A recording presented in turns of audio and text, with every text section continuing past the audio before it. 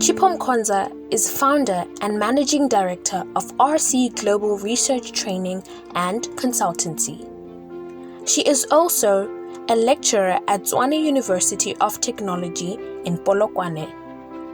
She holds a PhD in Business Administration from Tshwane University of Technology, South Africa. Her PhD work focused on production and distribution of biofuels in Zimbabwe.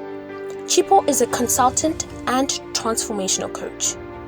Her current research focus is on business and climate change, green growth indicators, green entrepreneurship, and renewable energy. She is a member of Climate Strategies and a research team member of Governing Inclusive Green Growth in Africa. To date, she has published 19 journal articles, 3 book chapters, and has presented her work at various national, regional, and international conferences. She is currently working on 3 books on green marketing, agribusiness, and food security. One is set to come out in March of 2021. She was a recipient of the 2012 Globalix PhD Best Paper Award in Hangzhou, China. She has received research grants from institutions like United Nations University, Institute of Natural Resources in Africa, and the Economic and Social Research Council of the United Kingdom. She is a board member of various local and international organizations. She is the current executive chair for the board of directors at St. Marco Provincial Centre.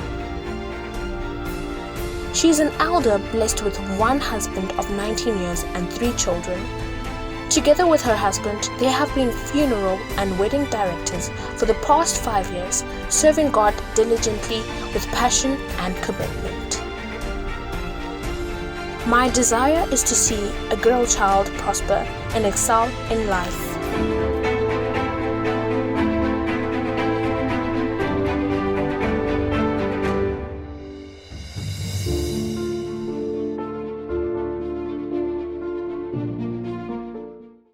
Welcome our viewers. In the house today we have a consultant, a transformational coach, Dr. Chipo. I call him my specialist in entrepreneurship. Welcome, Doctor, to Embrace Your Vision. Thank you very much, Mandy, for inviting me to your talk show. I'm really honored to be here tonight. I must say I've been following Embrace Your Vision, and I'm so excited tonight to be part of it. So, Doc, I've got a lot of questions that people are asking. I think this thing about entrepreneurship, hustling, there have been a lot of terms now around, and we need to have that clear understanding of what is really entrepreneurship.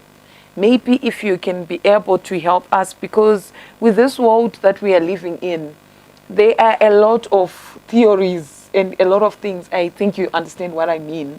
But now, if you are going to be asking our own children or the people around, or the people us in business to say, do you really understand what entrepreneurship is? You hear that people have got different theories. Can you just clarify to us what really entrepreneurship is? Firstly, let me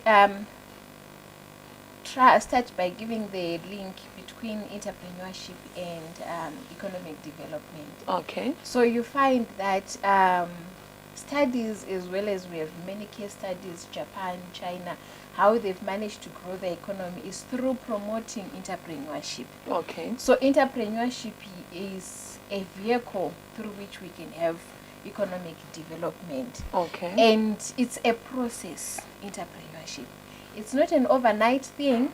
It's something that you can say today you're an entrepreneur and tomorrow you are already flying. Okay. They say that you must be patient with entrepreneurship, okay, but you must be impatient with profits when you're an entrepreneur. All right, I love that. So entrepreneurship is, like I said, it's a process. You start by having your idea, you look for resources, you have your business plan, and then you implement. That's why I'm saying it's a process. Then we have an entrepreneur who is now a person Okay. who is doing that. Okay. So when we say entrepreneurship, it's a process, but we have entrepreneurs who are now different people. And over the years, you've realized that it has evolved entrepreneurship. There are some whom we call, who are entrepreneurs, but in essence, they are survivalists. Oh, survivalist. Okay, I like You that. are there, like you're feeding from hand to mouth. Okay. Those like in car wash, those like who are mobile general dealers, Okay. your vendors. Okay. And you find these people, they've been doing it for years. Okay. You walk around the corner, you see this woman, you grew up knowing her, seeing her, selling fat cooks and whatever. And the good thing with these women, they have managed to raise their children. Wow. Some have even bought houses, bought cars for them, seeing them just sitting at the corner, selling their fruits, vegetables, sweets, and they've managed to raise their children. Mm-hmm. Then we also have a second term where we refer people as hustlers. Okay.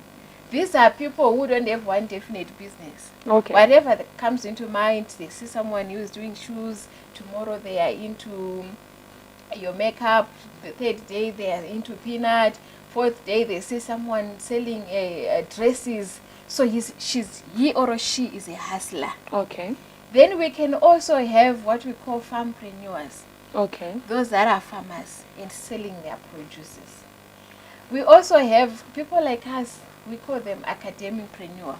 Okay. Through their research that they've done over the years, you start writing your books, your research, and you get money out of it. Okay. Then we can also have what we call entrepreneur, which can start out of a company. Okay. So it's entrepreneurship that emerges out of a company. All right. So you find that maybe you are into business, you have got your own boutique.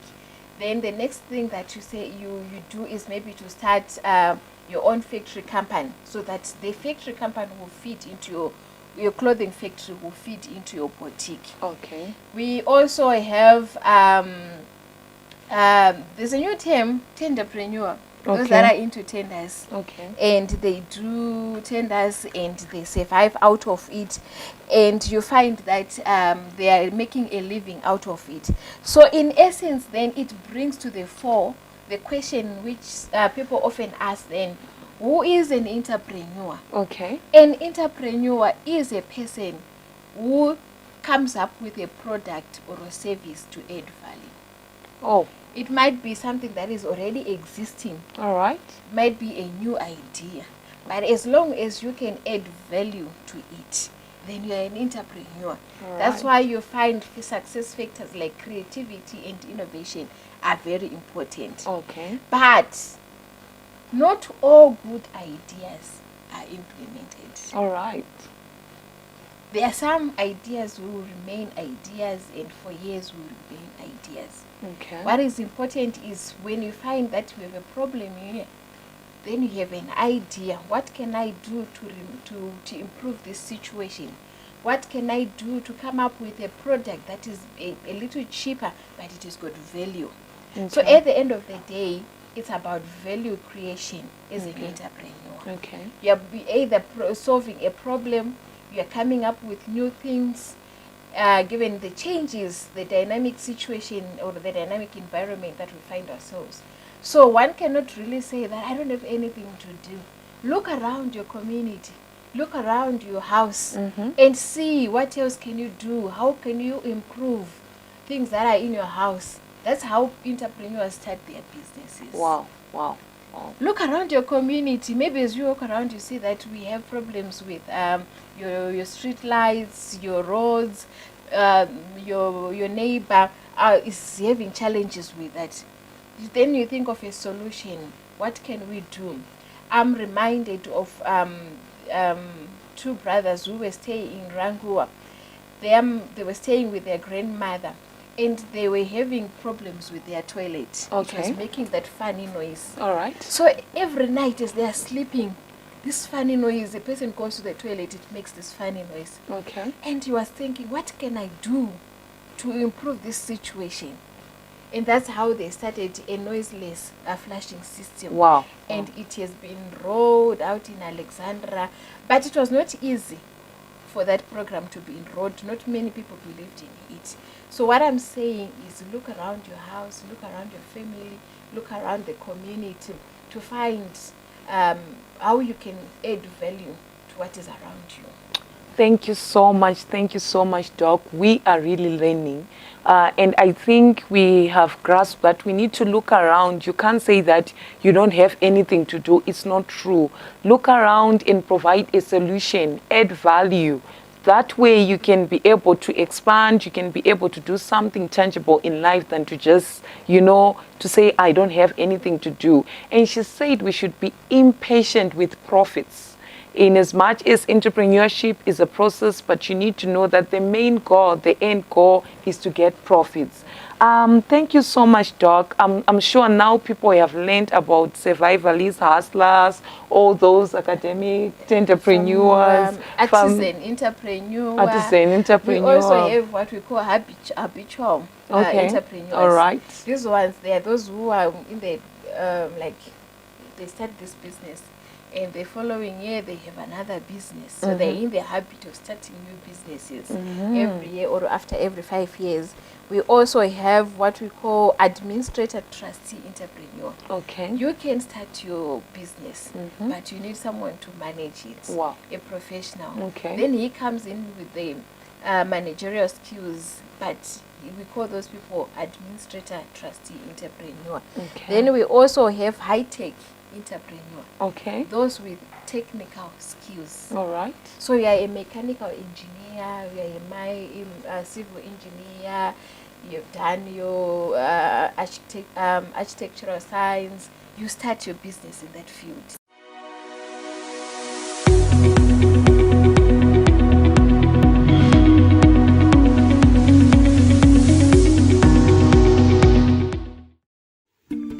Do you want to run an excellent business? Or are you in need of lifestyle tips? Yes, it's goal-oriented life and business coaching with Mandy Sigauke. Be sure to book your one-on-one session with Mandy.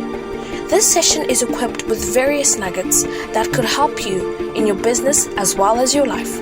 This package includes goal setting, business planning, corporate and general etiquette, motivation, and many more. Contact the numbers on the screen and book your online session now. Be equipped and empowered to face the world head-on and be successful. It's goal-oriented life and business coaching with Mandy Sigauke.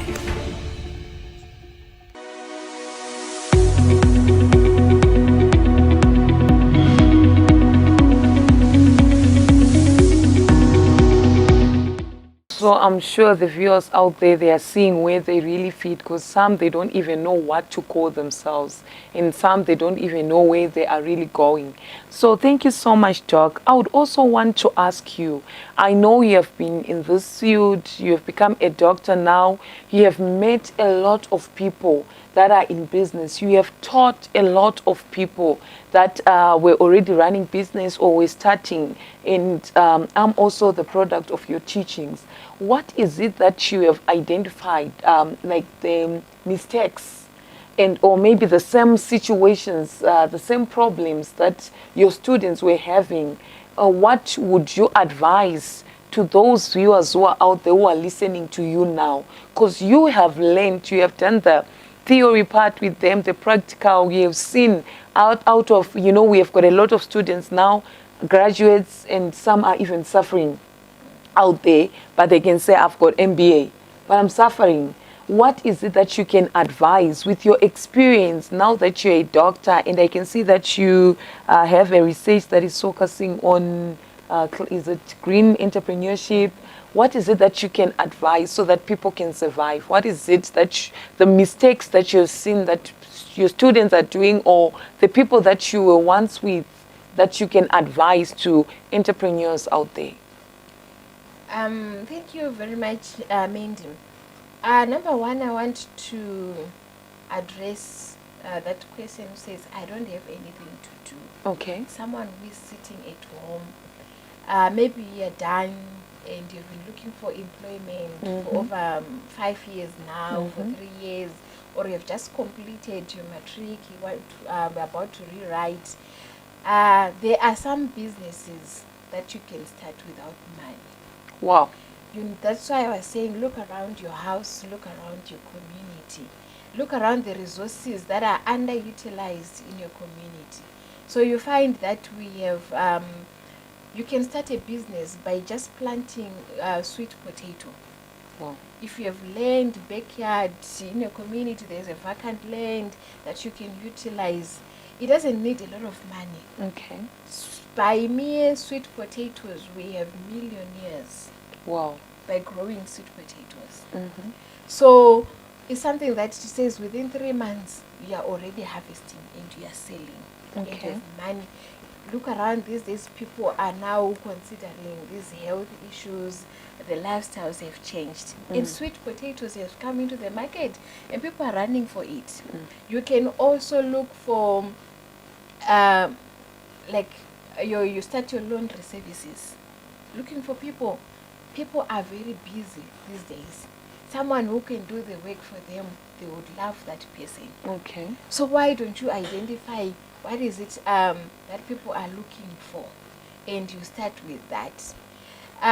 Also with the young graduates, with those that have dropped out, some are suffering. Some are suffering.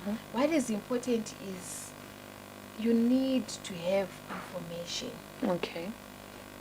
You have heard the saying that people perish because of lack of knowledge. That's true. That's true. We have a lot of business opportunities.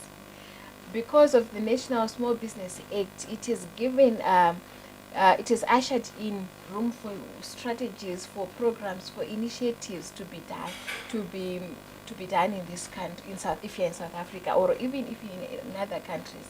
You find that there's a lot of support for startups, for small entrepreneurs. So we have organizations, like Industrial Development Corporation, your CEDA, your National Development Youth Agents. These ones, they have a lot of opportunities. Okay. Find someone who can draft your business plan. Okay. And you go there and look for money. All right. So we find that there are a lot of opportunities that we have missed, that we could have already started business, but because we don't have information, we miss out on this information. And the challenge that with us, that is, we like to do things last minute.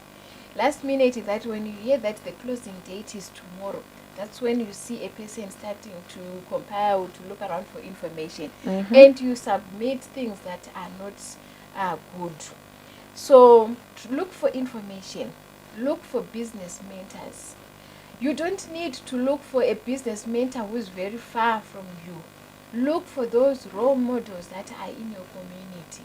I tell you that if you're staying in your community, you know this one. We saw her from the way she started up to where she is now. Those are your role models in your community. Wow. Study them. There's a saying says, follow them, those that have gone before you, and see what makes them tick. This is powerful. So you don't really need to look for Strive Masiwa. You don't really need to look for Patrice Mosep.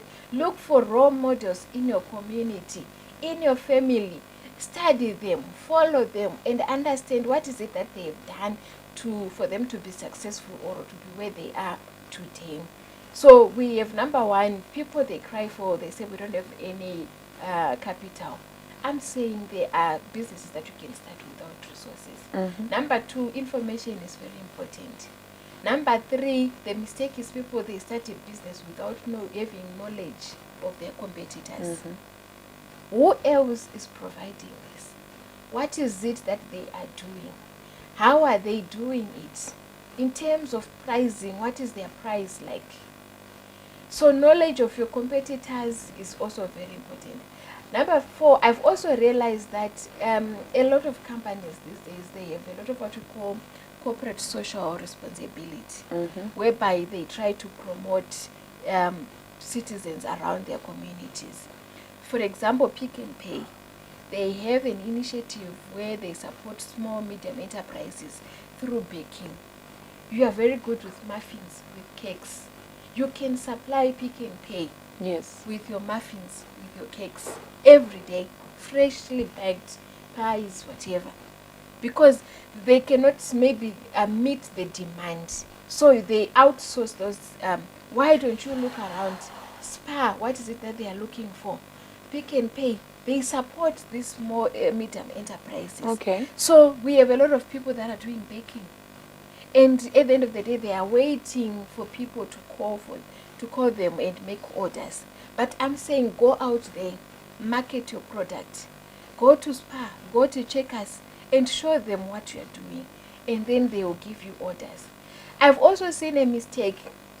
A lot of people are going into poultry these days.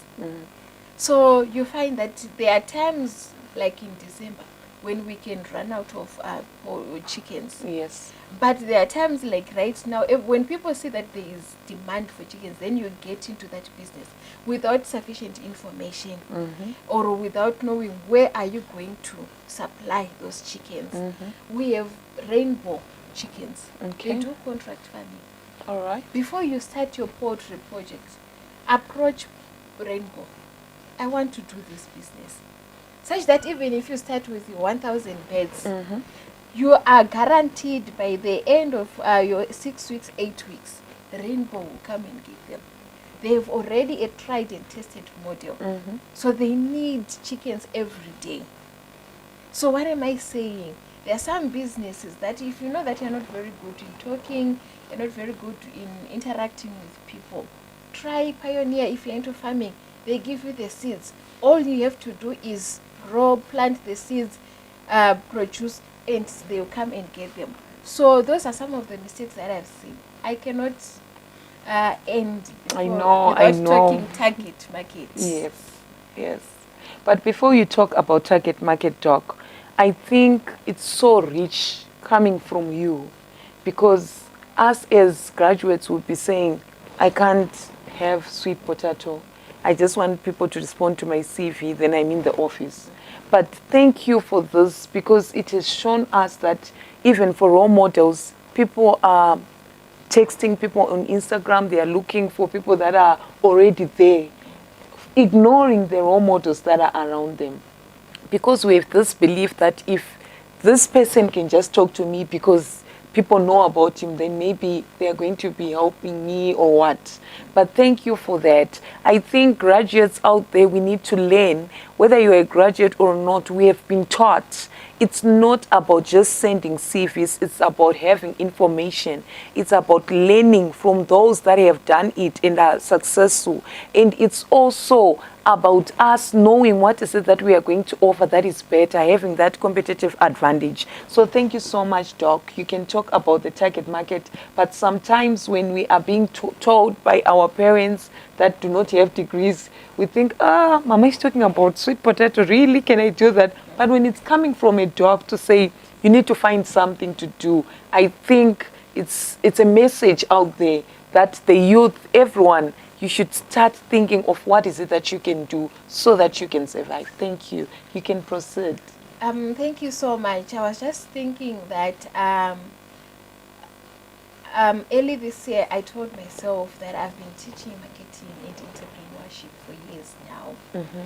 Then I realized that people around me are buying farms and they're growing a lot of things. Okay. Then I just said to one of my friends, can you please sell to me at a discount so that I'll be able to resell? Oh, you? Me. Oh, all right. Yes. And she agreed. So I would get the produce, the okra, the sweet potato at a discounted price so that I'm able to put my own markup price. Okay. Like I said, at the end of the day, what is important is about you getting profits. Wow. Start small. Don't despise the days of small, humble beginnings. Wow. Even if you get a 5 rand, you put it in a bucket or in whatever you put it. That 5 rand, when you open that your tin, by the end of the month, it will be much, I tell you. That's powerful. So I would ask my friends around, and they'll bring me the produce at my house.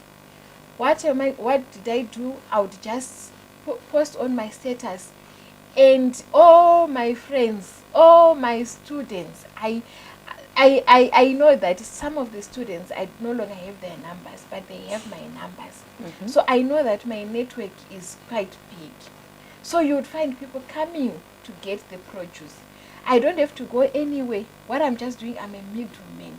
Wow. Taking the produce from the farmer and getting out there to people. So at the end of the day, that small profit that you get is very important. Wow. Don't look for big margins when you're starting your business. You look at those who are into wholesales, they don't have much margins that they make, but they strive on large quantities. Wow. Because they sell large quantities. That's how they make money. So I just want to tell somebody that help your neighbor who is struggling and you get money. Wow. If you know that you've got a wider network, why don't you take those things that she's selling and you sell it to them? Sometimes I'll just buy clothes from a boutique and I wear it during one of my classes. And I know the students will be asking me, where did you buy the dress? And I'll say, I'm selling it. I'll go and get it from a boutique and then I'll sell it. So there are so many ways of starting a business. Wow. Just have an idea and turn that idea into profit. After all, businesses, there are institutions that are established to meet your need, a want of someone, but you don't do it because you love them so much. You don't do it because you have so much care. You do it because you want to make profit. It's not because a baker loves you so much that he or she wakes up at 4 a.m. to bake bread, muffins for you. It's because they want money. Wow. So whatever you do, meet somebody's needs or a want at a profit. But what is important, know the target market. Who do you want to sell these things to? Exactly. Don't just start the business. Who do you have in mind?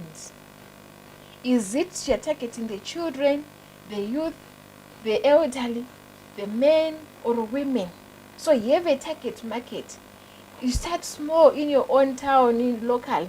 You grow into your province, national. That's how business starts. You look at how Nando's was started in 1995. There were two guys, two brothers. One was a food specialist and the other was not. So they had a partnership. One was very good in that industry and the other was not. So what am I saying? Sometimes you find that you want to get into this business, but you don't have the skills. You don't have the knowledge. Why not partner with someone? Wow. They started in a small town southeast of Johannesburg, a local spa shop selling spicy grilled chicken. But today, look at Nando's, over 400 shops around South Africa. So, know your target market. And if you know your strength and your weaknesses, why not partner with someone? Why not look for a business mentor who can help you to implement that idea that you have?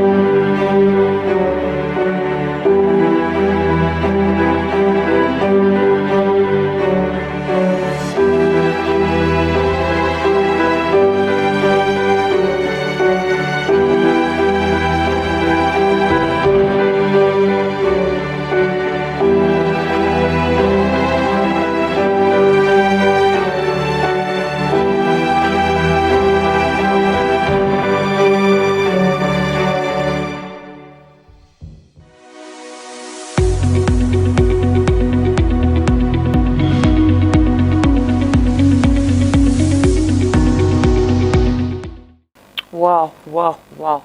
Thank you so much, Doc. I think I'm provoked a lot, or I'm inspired. I didn't know that even doctors can think to say, okay, let me get this and resell it. And this mentality of just saying, I want to be in the office has killed most of us. And thank you so much, because these small profits, they will help you. In as much as you are doing other things, you also need that extra money, which is very important. I think if you have been listening to her, not only are we learning about the target market, we are also learning it practical from what she is doing. That shows that if we are creative, if we are innovative, we can think outside the box, think outside that degree, and think, what else can I do so that I can survive?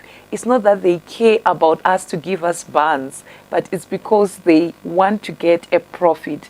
Thank you, thank you, thank you, Doc. I think you really have encouraged us, and we are really learning a lot. I would like to ask you something. We were in business last year, and we did not know that COVID is going to come. Like, for example, I was importing things and coming back. But I just woke up and they said the airports are closed, everything. There's no one who's going to be traveling. And I really struggled a lot in business because things just changed, with COVID. And we woke up and we had some essentials. And they were telling me that some of the things in my shop are non-essentials, so I cannot be able to operate. I believe what I went through, people who are listening at you right now, they've gone through a lot. And they want to survive. It's not like COVID, it's done completely. We are still in that era again. What could be your advice so that we can survive at such a time? Because some people closed their shops, some are still closing. Big companies, they closed because of the issue of COVID. And everyone is crying, how do we survive? You, the doc, you are here. Can you tell us how? Can you also tell our viewers how best they can survive, especially in this COVID situation? Thank you so much. I must say last year was really something that we have never witnessed in our lifetime. Mm-hmm. And as a nation, we were exposed. Imagine South Africa all along, we were importing masks from China. Mm-hmm. And suddenly, we don't have masks, we don't have ventilators in the country because we've been relying with China. Mm-hmm. So most companies, they found themselves in that situation last year. And it's so sad that most companies have closed up. Companies like Cityliner, Eagle Liner, your Greyhound, those that have been in business for years. But when this pandemic came, it had so much shock, economic shock, that most of them were affected. So going forward, we don't want to be like people who don't see and who don't hate. It says a good man sees danger, and then what does hero do? Takes precaution. Takes precaution. So we have started to hear terms like resilience, agility. You need to have resilience in your business. You need to be agile. How quick do you respond to a situation? Is that what is going to determine you or to set apart from what others are doing? So immediately that happened, South Africa realized that we don't have masks. Some people went into business and they started sewing masks and supplying. Mm-hmm. With this pandemic, there are some people who are thanking God because they've made it. Yes, yes. So Strive Masiwa said, in every problem, see an opportunity. Mm-hmm. So the pandemic presented so many business opportunities for many people. What is then required is that agility to respond to the economic situation, to the economic uncertainty that we continue to face. Even now there are talks of maybe a third wave coming in June. Already, as an individual, as an entrepreneur, as an aspiring entrepreneur, what are you seeing when they are talking about this situation? What are you doing? So what I'm saying is, look in that problem, let's look for opportunities. What is it that is required right now, so that we come up with business solutions to what we are facing? You'll find that you've been getting your products, your business comes from outside the country. Why not diversify your product portfolio? They tell us that do not put all your eggs in one basket. So what am I saying? Diversify your business, your product portfolio, so that when you were into construction, when you're into selling clothes, what else can you do? If you're very good with smiling, why not start your own business as a public relations person? I like that. So what, when they tell us that when you are crying is because you are sitting down, but when you are doing something, you will not be crying. So yes, the pandemic, we were crying, we were asking God, what has happened, why now? But so many people have managed to move from one level of success to another. You've managed to come up with businesses. I've seen someone who was saying to while up time during her inside her house, she started doing the dukes, the designs around her head and what. I tell you, she has gone, she's trending. Wow. She says, okay, the current dukes that we have, the material is not good. You find that when you are sleeping, the duke will get out of the head. So she's using certain material, and she's no longer able to meet the need, the demand that is coming. So this was a business that was born during the COVID era. Yeah. Yet most of us, we were sleeping, competing with the dead, as if you're competing with the dead, saying, where is this COVID coming from? So I'm saying, see an opportunity in this problem and come up with it. What is it that you're good with? Your talent, your skills, your knowledge. Turn it into a business idea. Wow, wow, wow. Thank you so much, Doc. I think it's just time that is jealousy, but we have learned a lot. While others are crying, come up with an idea. I think she was saying we should be flexible, you know, to see what is it that I can offer. Now that they are talking about the third wave that is going to come in June, it's no longer a surprise, this COVID thing. It's now something that you know and you should prepare for. We want to thank you so much, Doctor. She is going to be here again next week, and we are going to open to you viewers so that you can ask any questions that you'd want answers, and you should learn more. I think we have learned a lot. Don't just sit at home. Go out there and think of something else that you can do. Learn from people that are already in business and do your best to make sure that you survive. Be impatient to get a profit. Thank you so much, Doc, for accepting to be here. And we are also excited to announce to you that she will be here again. So all the questions that you have, inbox us, and also feel free to ask us, and we will be able to answer you. Thank you. Thank you so much.